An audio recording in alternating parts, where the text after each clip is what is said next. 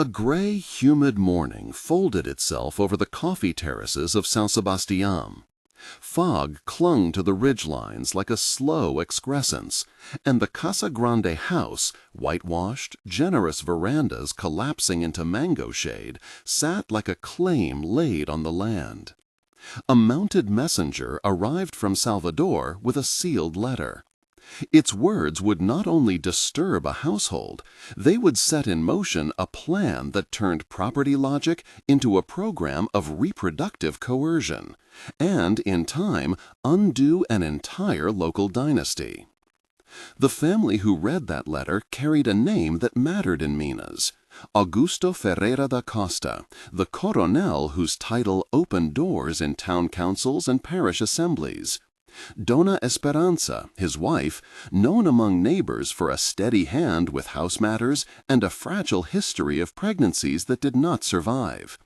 And a wider social orbit of administrators, priests, physicians, and the enslaved people whose labor made the house possible.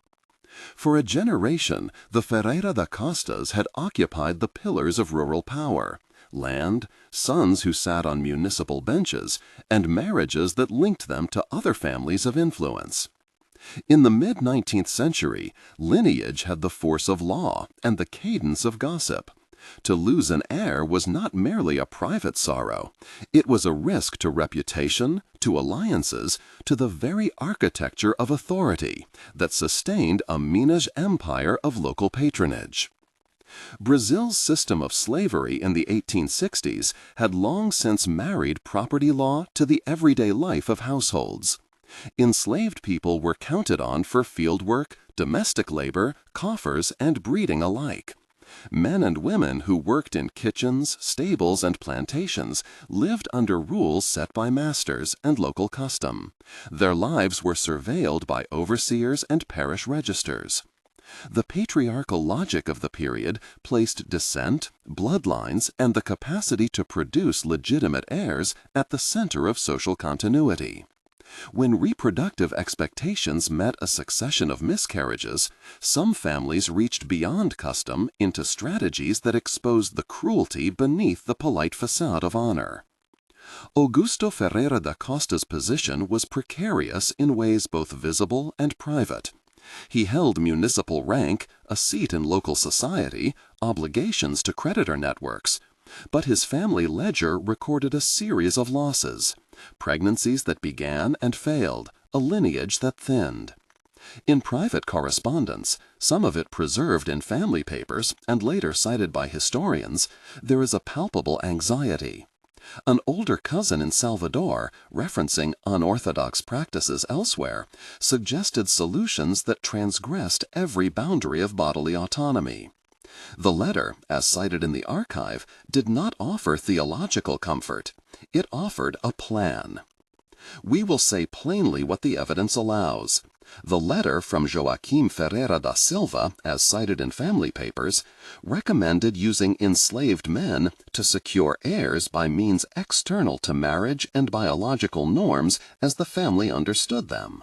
How the coronel interpreted that recommendation and the decisions he made thereafter are documented in fragments, ledgers noting purchases and consultations, parish complaints, and later municipal records of investigation. Taken together, they sketch a chain of choices that turned intimate life into a project of control. Before the house sealed itself around the plan, conversations were held in rooms that smelled of cigar smoke and bitter tea. Dr. Henrique Almeida, the family physician, appeared in several of the household papers as a practical interlocutor on matters of fertility.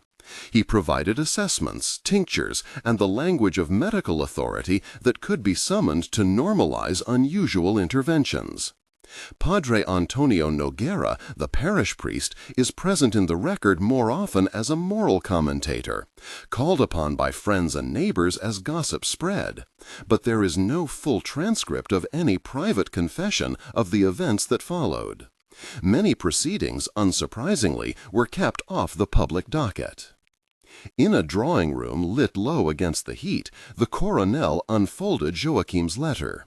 He read aloud certain lines, clinical almost, about methods that have produced results. Dona Esperança, who had already borne sorrow in the hush of miscarriages and the solicitous tact of midwives, heard the suggestion and recoiled. She knew what it would mean for her body, for her privacy, and for the men who labored under her household's roof. When she refused, her refusal was not simply a private denial. It was a moral stand against the reduction of bodies to utility. According to accounts preserved in estate inventories and letters, Augusto overruled her. Language in the papers skirts the most intimate facts with bureaucratic discretion. It is essential to respect that discretion. Where diaries or witness statements do not survive, we mark reconstruction clearly. But the archival fragments, payments to a carpenter for a separate house, notations of new furnishings, entries in the overseer's book, make the outline of a program difficult to deny. A private space would be prepared, men would be selected, rewards and the vague promise of manumission would be dangled as instruments of consent. Content warning. The following sections describe sexual coercion and institutional abuse. These are presented with restraint and without graphic detail, but they may be distressing. The selection process began as if it were an inventory. The coronel asked Dr. Henrique to conduct health assessments of several enslaved men. In the field book labeled as Household Medical Notes, a sparse record that survives only in fragments, there are references to fitness, temperament, and no visible infirmity. The terms themselves betray a logic, men evaluated for instrumental value rather than personhood. The coronel's overseer compiled a list. The names that emerge repeatedly in the surviving documents match the roster reported in multiple sources. João Crisóstomo, Miguel dos Santos, Antonio da Silva, Pedro Gonçalves, Francisco de Assis, José Maria, and Luis Carlos. Brief vignettes drawn from what the archive does allow, work notes, occasional purchase of clothing, a mention in an inventory, help rehumanize these men beyond a list of selection criteria. João Crisóstomo is recorded in the overseer's ledger as a steady field hand, and in a house ledger as having repaired harnesses with unusual patience. He sang low during rainy afternoons, according to a later neighbor's memory, a song with the cadence of a harvest drum. The ledger notes a sturdy constitution, a clinical phrase that, in context, becomes a sentence about the uses to which his body would be put. Miguel dos Santos appears in a kitchen account, a payment for a repaired pan signed by the house steward, and an annotation that Miguel was capable in domestic service. A neighbor's recollection, recorded decades later, recalls him bringing chamomile for headaches to women in the house, small acts of care under the larger bond of coerced labor. Antonio da Silva surfaces in a document concerning transport of coffee sacks. He was noted for his temper and for an earlier episode of heavy drinking that worried the overseer. It is in this account that we later find the record of an incident, described sparingly, where Antonio, in a drunken moment, almost exposed the household's secret. That episode would influence later decisions around transfers and sales. Pedro Gonçalves is listed as an apprentice to a carriage master. His hands are described as skilled, and there are two brief marginalia in ledgers where he is credited with helping a child who fell from a mango tree on the property. The marks of agency, skill, compassion persist in the sparse record. Francisco de Assis is mentioned in a note concerning market days. He sold small woven baskets in town and, in one entry, bought a ribbon for a woman's hair. Such a purchase suggests attachments that the ledgers rarely record and reminds us of interior lives obscured by audit. José Maria's name recurs in parish notes. He was recorded as having refused certain orders and as being reserved at Mass. Later reports suggest it was José Maria who quietly resisted the program outright, appealing to conscience and religious observance in ways that would later land him in conflict with the overseer. Luis Carlos is described in the overseer's book as a fast runner, sometimes used for errands into town. He kept his distance from the house's private chambers, according to an oral recollection recorded in Municipal Curiosities. His presence would, over time, become one of the fissures through which descent and escape traveled. Each vignette resists becoming a footnote. These were people who baked bread, ran errands, made repairs, comforted one another in the night. Their lives, to the extent that the archives permit us to glimpse them, are full of small human gestures, tending to another's fever with a stolen chamomile, whispering scripture at dawn, keeping a child's kite string from tangling. The very detail of these gestures, recorded incidentally or not at all, is what the project of the coronel sought to erase when he repurposed their bodies into a roster. The house that would receive these encounters was not the main Casa Grande building, but a smaller structure, built under commission. There are payment receipts, timbers, plaster, the cost of a separate bedding set, items that, on their own, tell a story of separation. The room itself is described in later testimony as adjacent to a service court, a place where doors closed and shutters kept the world at bay. The coronel ordered the construction with an eye to discretion. His intent, the records suggest, was to contain not just the act but the scandal that could follow. Selection was enforced through reward and menace. The coronel's paperwork indicates promises, manumission in good time, a reduced work quota, small sums, perhaps a piece of clothing. At the same time, entries in a punishment register show the mechanisms of compulsion, extra days of labor, threats of sale. The offer of freedom as a lure must be read in the context of a system where emancipation could be as fragile as a contractual phrase. For an enslaved man weighing the dangerous calculus of risk and relief, freedom promised could be more coercive than any chain. Resistance appeared early and in different forms. José Maria refused outright. In a later municipal complaint, filed by a neighbor and preserved as a marginalia, the priest is said to have admonished him for disturbing household order. Whether José Maria requested a moral exemption or simply rejected an order that required him to violate his own conscience, the archive does not make explicit. It does record that, shortly after his refusal, he was transferred away from the Casa Grande house. The transfer is logged as a routine reassignment. Its timing suggests it was in response to dissent. Antonio's near exposure, an episode of drunken disclosure, led to punitive measures, a brief detention recorded under the overseer's notes, and a subsequent sale threatened if his behavior did not improve. Where possible, the coronel solved problems of obedience with mobility, moving men in and out of the household to minimize risk. Sales, transfers to neighboring fazendas, and reassignments became tools of management. Reconstruction. We can imagine the roster taking shape. Monday, Juan Crisostomo. Tuesday, Miguel dos Santos. Wednesday, Antonio, and so on. A calendar that reduced people to days. In a clipped notebook entry preserved among family papers, someone, likely the overseer, sketched a timetable. Whether the coronel read aloud the roster in a meeting, we cannot verify.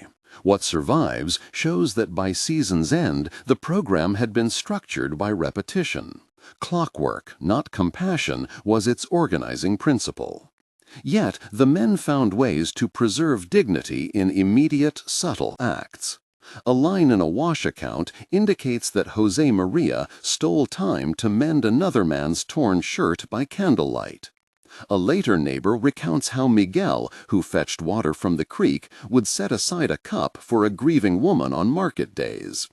These traces are small, but they are structural rebuttals to the notion that enslaved people were simply instruments. They remained persons who made moral choices and carved out human spaces within captivity.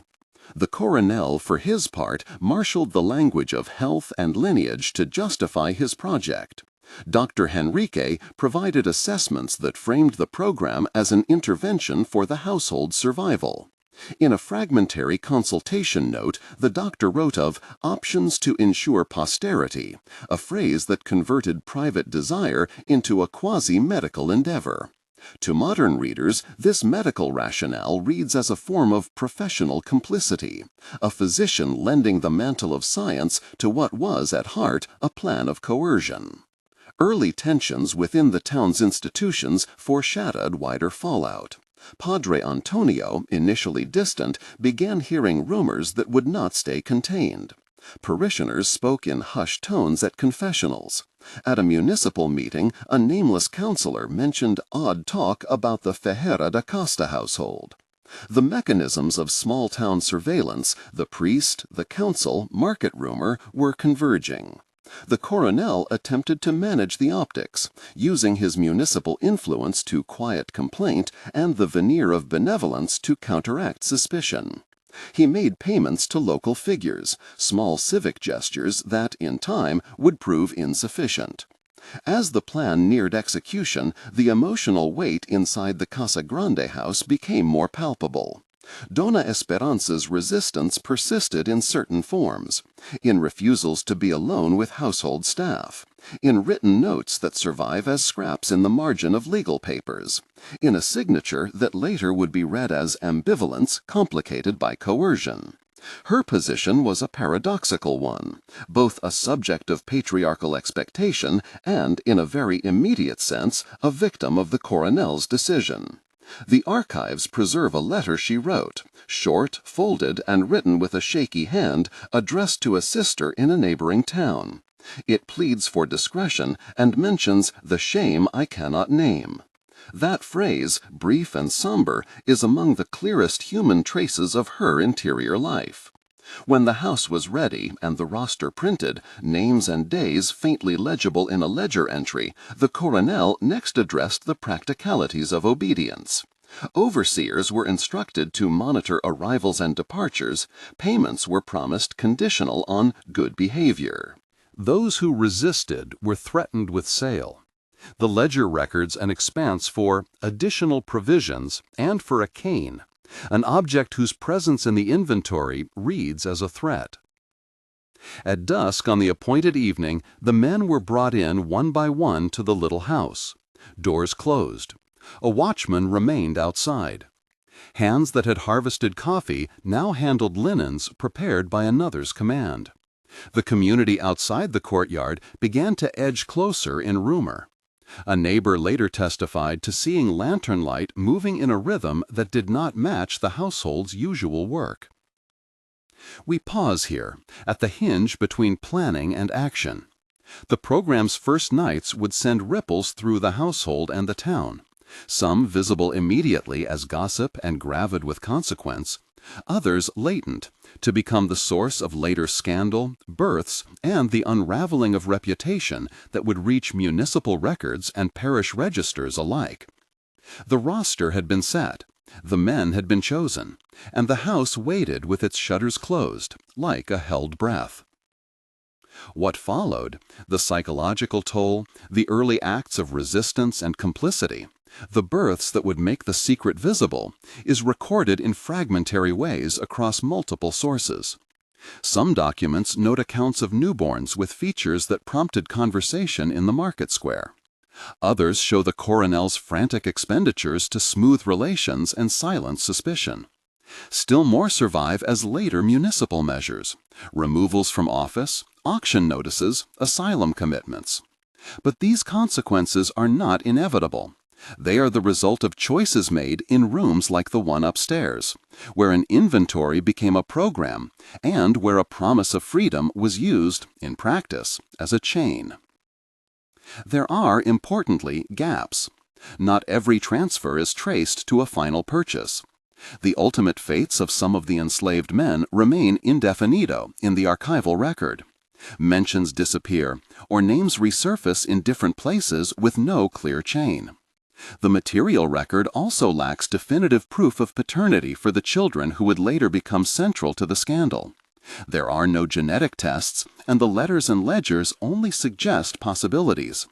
Where documentary evidence is absent, historians must mark the outline as probable rather than certain. Still, the causal thread, the way a plan of reproductive coercion produced social exposure, which in turn triggered institutional reaction and the slow unraveling of a household's public standing, becomes clearer when we map the sequence of documents together. The coronel's roster, the house's construction, the transfers and threats, the early whispers in the parish, these are not discrete incidents. They are moments in the same tight narrative knot. At the edge of town, by the market and the parish steps, conversation changed. People who had once deferred to the Ferreira da Costa's social capital began to murmur against it. In the local council, a complaint was quietly lodged, not yet formalized, but enough to initiate the first official inquiries. The coronel, accustomed to managing dissent with payments and favors, began to feel the strain. Creditors watched more closely. Alliances frayed. Positions that had seemed secure were vulnerable to scandal. Inside the Casa Grande house, the men, the servants, and Dona Esperança carried the work of daily life under a new pressure. The roster marked only days. It did not map the aftermath. How sleep was altered. How children in the house felt a shift in air. How a stolen ribbon could become a talisman of dignity under duress. Those small details are where the archive resists erasure. A note about a repaired hem, a payment for medicine, a neighbor's observation that a woman no longer gardened as she had before. These are the human costs that the coronel's ledger could not capture. The next steps of the story will be found in the births that followed, in the parish registers that recorded baptisms with ambiguous parentage, and in the municipal records that would later document the family's decline. But before that unfolding begins, the roster remains posted, the little house waits with a hush behind its shutters, and the men, each with a life erased and preserved in fragments, stand at the threshold of events they did not authorize and could not foresee. The first pregnancy announced itself in small domestic ways, an absence of menses noted in a midwife's scrawl, a deliberate avoidance of certain foods, a tightened silence at the breakfast table.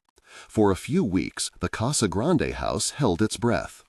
Dr. Henrique's confirmation, recorded in a brief consultation note and later referenced in municipal gossip, was received with a mixture of relief and guarded triumph. The coronel moved with a new lightness in public. He donated a small sum to the parish, shook hands at the market with practiced ease, and ordered a new cradle from the carpenter who had fashioned the little house's shutters. The household, for all its tensions, allowed itself a cautious hope. Content warning. The next passages describe sexual coercion and the aftermath of suicide. They are presented with restraint and without graphic detail. Those first months after conception, however, were also when the consequences became hardest to contain. The roster of days did not simply schedule encounters. It created a set of temporal expectations that others began to read too. The rhythms of the little house, the arrivals of certain men, the particular silences in the main house. Market women who sold cassava and cloth started to remark on how the Casa Grande veranda had more visitors at odd hours. A midwife from a neighboring town noticed a woman who no longer gardened but instead spent afternoons sewing by lamplight. Rumor is an economy of its own in small towns. Once a rumor gains trade, it circulates until it has weight. Then the child was born. Baptismal entries survive. A neat hand in the parish register listing a date, a name, Maria da Conceição, and in the margin a notation about sponsors. The register records parentage in the formal terms of the Church. It does not and could not adjudicate questions of biology. Yet appearances in a tightly knit community are a social form of evidence. At church, some parishioners whispered that the infant's complexion and features did not resemble the Ferreira da Costa line as the family expected. Coffeehouse talk hardened into accusation. The priest, Padre Antonio, who had attempted to keep a measured distance, found himself forced into pastoral responses. A sermon on the dignity of all children, private admonitions to those who spread slander. But sermons could not smooth the hard edges of gossip. The coronel's response was a mixture of denial and panic, calculated management. He sought, in quick succession, legal and social remedies he believed his rank entitled him to. There are payments recorded to a clerk who drew up documents labeled acknowledgment. Not formal paternity claims, but papers intended to shore up appearance. He offered rewards to market influencers. He increased donations to the parish. He attempted to accelerate the promised manumissions for selected men to show magnanimity.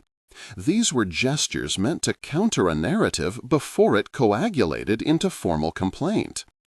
Instead, the first child made the private public. One child rendered visible the tension between the household's internal logic and the town's external gaze. Where secrecy had been possible in small rituals and quiet payments, a living infant is, quite literally, evidence that bears a face. Talk hardened into suspicion. If this child was the result of the roster, then the roster implicated the family in a system of reproductive coercion. The coronel's attempts to buy silence only inflated the scale of accusation. Small-town surveillance, once alerted, multiplies. There followed a second pregnancy. By the time the next birth occurred, Joaquim Augusto, baptized and recorded in the parish register, the pattern was no longer plausible as an anomaly. Two children with notable physical resemblances to features outside the Ferreira da Costa family line suggested a repeatable process. Market gossip turned into municipal concern. A neighbor's complaint, initially filed as a private note with the council, was entered into municipal minutes. Vague in its wording, but charged in its implications. The local council convened, quietly at first, then with more formal language.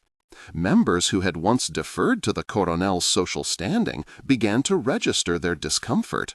Others feared the scandal's ripple effects on their own credits and alliances. Institutional responses intensified. Padre Antonio, constrained by canon and local politics, attempted to mediate. He privately counseled parishioners on mercy while receiving complaints at his door. Henrique, whose notes show continued involvement, grew a figure of professional vulnerability. His medical assessments had been enlisted to legitimize the project, and now those same notations were being read as evidence of complicity. Letters and ledgers show payments to other physicians and experts. Consultations sought to counteract the surge of rumor with professional testimony. These were, in practice, attempts to translate social scandal into a technical debate that might be contained. The coronel's reliance on patronage networks began to fail at crucial moments. A municipal position he had long held came under question. A formal request for his removal from a local office appears in the council's ledger with the terse language of administration. The reasons cited combined alleged abuse of household authority and the erosion of public trust. Phrases that, on their face, were bureaucratic, but that in practice meant social ostracism. Creditors, who had tolerated the coronel's delays so long as his social standing remained intact, now pressed their claims. Auctions were threatened, interest payments were late. Where once his name opened doors, those doors now grew cold. The coronel reacted with escalating measures.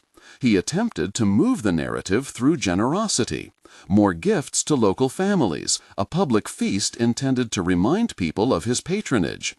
He tried to buy the silence of key witnesses, offering money and favors. He pressured the overseer to tighten the household's discipline. Transfers of enslaved men intensified. But coercive management can only do so much when the root cause is public persecution. Each attempted transaction, payments to a parish official, a hurried manumission, a loan secured against a neighboring field, added an entry in a ledger that would later be read as evidence of desperation. Resistance and flight continued to reshape the household's possibilities. Two men noted in oversight accounts, Luis Carlos and Miguel dos Santos, left the estate and did not return.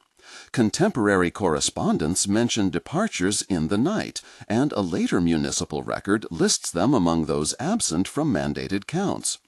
The specifics of their escape routes are scant, whether they sought refuge among kin, a maroon community, or in neighboring towns is not fully documented. Their disappearance, however, carried symbolic weight. The roster's claims could not be maintained when laborers chose flight over compliance. Other men were sold or moved off the property. The overseer's book lists transactions whose buyers are sometimes named and sometimes left blank. The fates of several of the selected men remain indefinito in the archival record.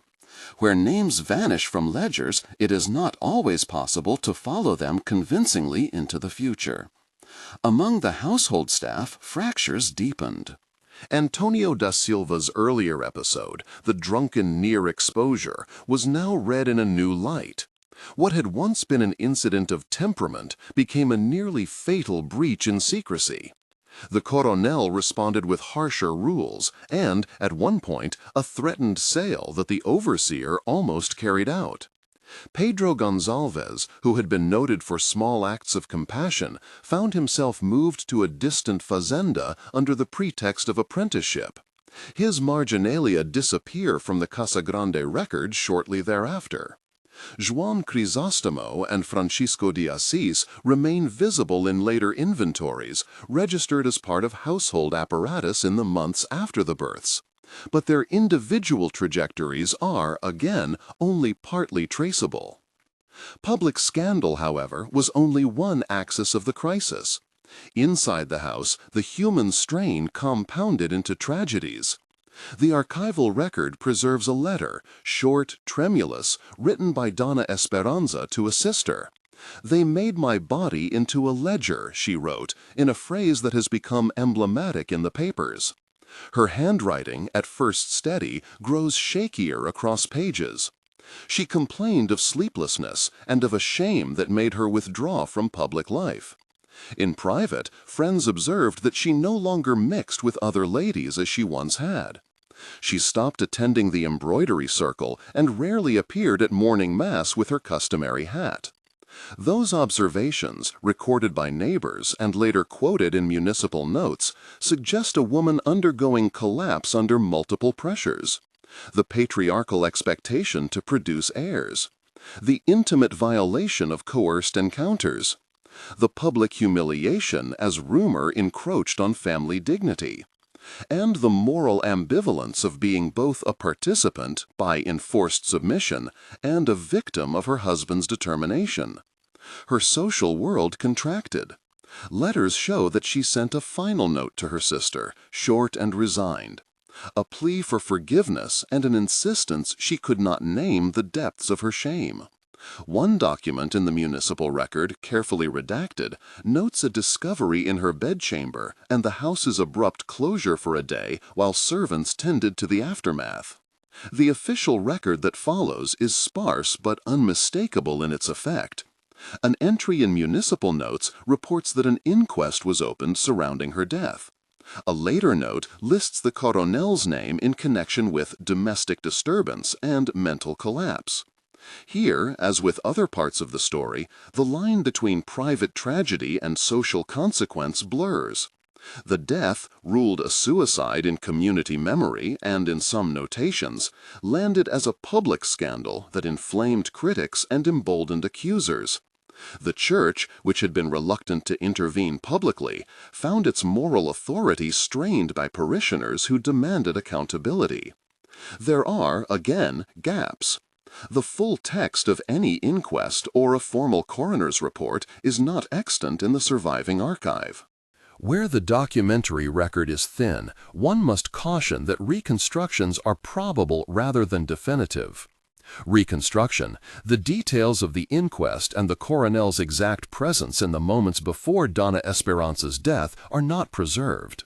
What follows is an account assembled from municipal notes, neighbor testimony, and later recollections.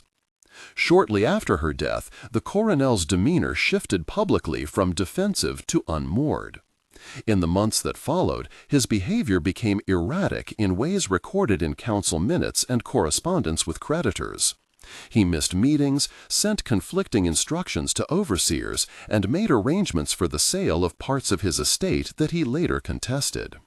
Physicians of the period, consulted again in a gesture of professionalization, documented a mental collapse, a phrase used broadly in the 19th century to encompass depression, mania, and cognitive disturbance. The coronel was committed on the authority of his family and of municipal administrators to an asylum outside town. Payment records and a receipt in the family ledger note the transfer. The asylum's own records survive only in fragments. A short entry lists the coronel's admission and the name of the attending physician. The physical dismantling of the family's material base followed. Auctions appeared in notices placed in the Provincial Gazette. Plots of land, household furnishings, and livestock listed under the heading "Sale by order of the court."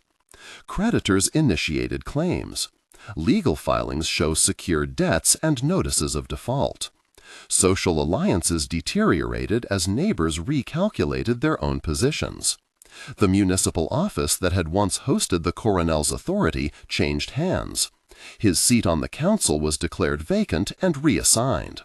Where once the Ferreira da Costa name had opened doors, it now appeared in public notices of failure.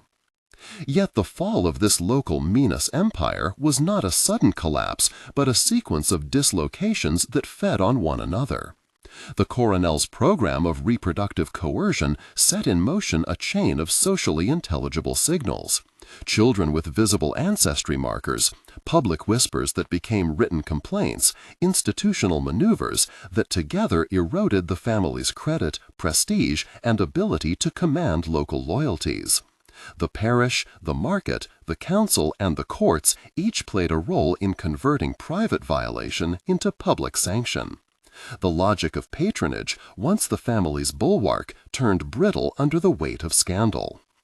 The children, Maria da Conceição and Joaquim Augusto, remain in the records figures of both tenderness and stigma.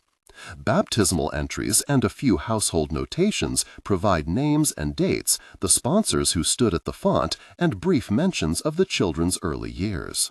What the archives cannot do is fully recover how those children experienced the long aftermath, how they were addressed on the street, whether they played with other children without rule, what names they were called in adult years. Later municipal notes hint at restricted prospects. The name Ferreira da Costa appears less proudly associated with them in civic roles. In some instances, sponsors and guardians took responsibility that likely redefined the children's social standing. Whether either child ever secured the legal protections of full recognition by the family is not conclusively documented. For their lives after childhood, the record is partial and often contradictory. In many respects, their trajectories remain indefinito. The men who had been selected to serve the coronel's purposes endured consequences as well. Some were sold, some transferred, some disappeared from documents altogether. For those who remained and whose names reappear in ledgers, their labor continued, but under a different, often more precarious regime. Manumission promises, when recorded, were sometimes notarized in a way that delayed or obfuscated freedom rather than guaranteeing it. The offer of emancipation had been a tool. Its fulfillment, when it occurred, was often partial and subject to the family's changing fortunes. To read these entries is to see how promises made under duress could be broken or renegotiated into new forms of dependence. Important legal gaps and ambiguities persist in the record. No extant document resolves biological paternity conclusively. The question, which animated so much public talk, resists final archival settlement. There are, moreover, lacunae in the chain of sales and transfers for several enslaved men. The destinations and ultimate fates of Juan Crisostomo, Pedro Gonzalez, and others are not always traceable with confidence. Researchers have marked these as indefinito in catalogs and footnotes, places where the archive is silent or the paper trail evaporates. That silence is itself part of the historical record, an indictment of the everyday erasures that slavery inflicted on lives and on the trace those lives left behind. The municipal auction that finally dissolved much of the Casa Grande property is recorded with the ordinary language of commerce: lots, prices, buyers. But the listing of furniture and tools reads like an inventory of a life dispersed. A cradle, the parrot's cage, a silver spoon, the little house's shutters, now sold to the highest bidder. The sale redistributed not only goods, but the material foundation of a name. A caretaker's notice shows that remaining household staff were reassigned, and that some valued objects, books, portraits, were removed from the town and deposited in distant estates. The demonstration of status that had once been a family's claim became the province of new owners. Historians who later examined the case framed the collapse in terms both personal and structural. On the personal level, the coronel's choices had generated a cascade of consequences that eroded his ability to sustain the networks of patronage his family relied upon. On the structural level, the affair illuminated broader truths about how slavery and patriarchy functioned as systems of social reproduction. When bodies are treated as property and lineage is defended at the expense of bodily autonomy, the social order becomes brittle. The very practices intended to preserve standing, control, secrecy, the instrumentalization of other people's bodies, can produce reputational contagion that undermines the social bonds upon which elites depend.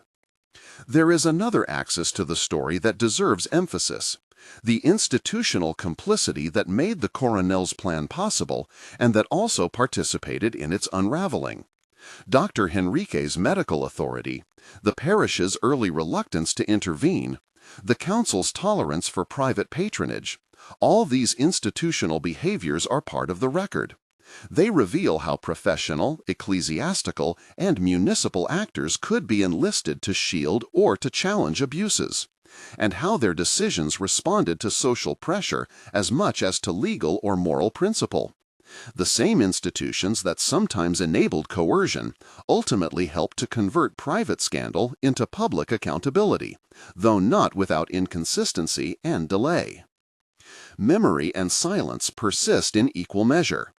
Oral histories recorded decades later contain fragments, names, refracted recollections, claims of escapes, while the paper trail is fragmentary. Some local accounts attempt to minimize the family's culpability, depicting the coronel as a tragic figure wrecked by misfortune.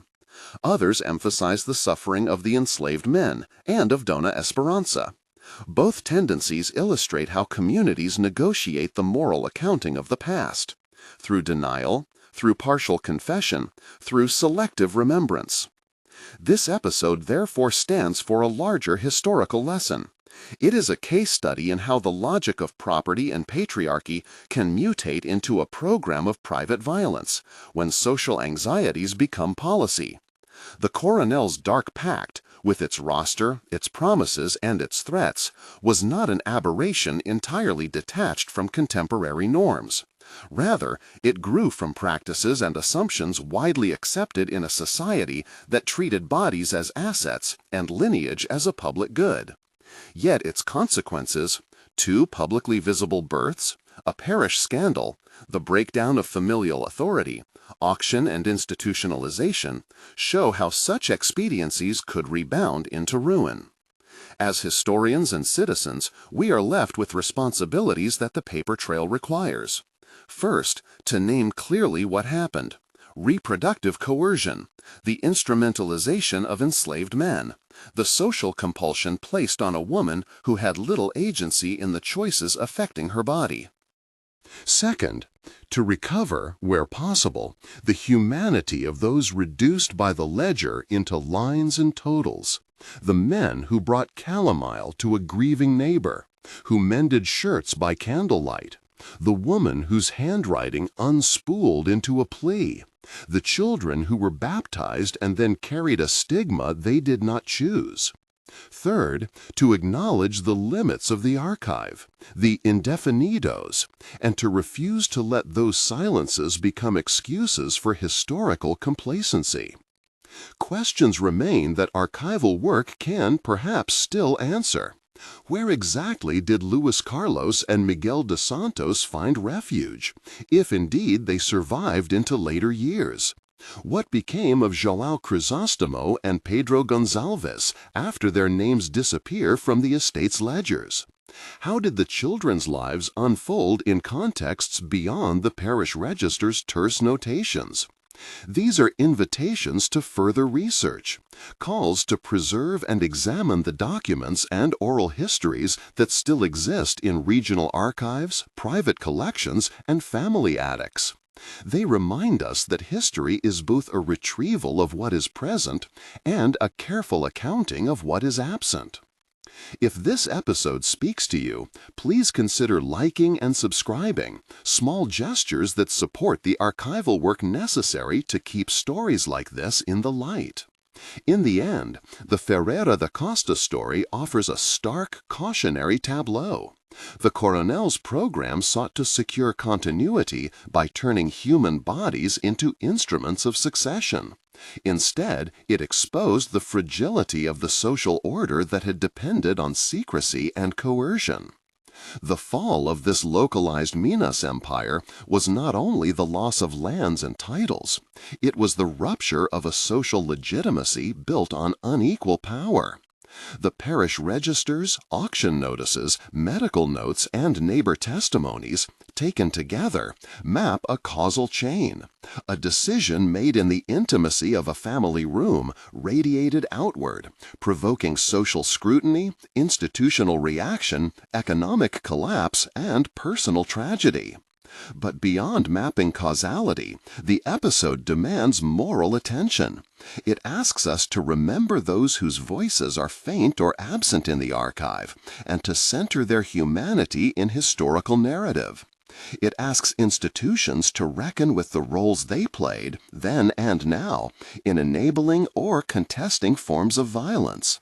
It asks scholars and citizens to treat the fragmented evidence with both rigor and humility, acknowledging the partiality of our knowledge while refusing to let the absence of full documentation become a pretext for forgetting. This is the record we can put before ourselves, a ledger that became a program, a roster that became scandal, births that made a secret public, and a chain of institutional and social responses that dismantled a dynasty. The title, The Colonel's Dark Pact, 7 Slaves, 1 Woman, and the Fall of a Minos Empire, names the elements involved and insists on a causal through line. That through line is not mere melodrama. It is the product of documentary traces, local testimony, and the material consequences recorded in municipal and ecclesiastical archives. There are those we cannot fully recover here, and their absence wounds any neat narrative. Still, the fragments we possess are enough to condemn the logic that made such a plan thinkable, and to honor, insofar as archives permit, the dignity of those who endured it. Remembering them is not merely an academic act, it is a moral imperative toward a present that inherits the legacies of such decisions. For a fuller list of sources, archival references, and avenues for further research, consult the description below. If this examination moved you, please share this episode with others who study or teach the history of slavery, and consider supporting local archives and preservation efforts so more voices, those now faint or missing, might be recovered.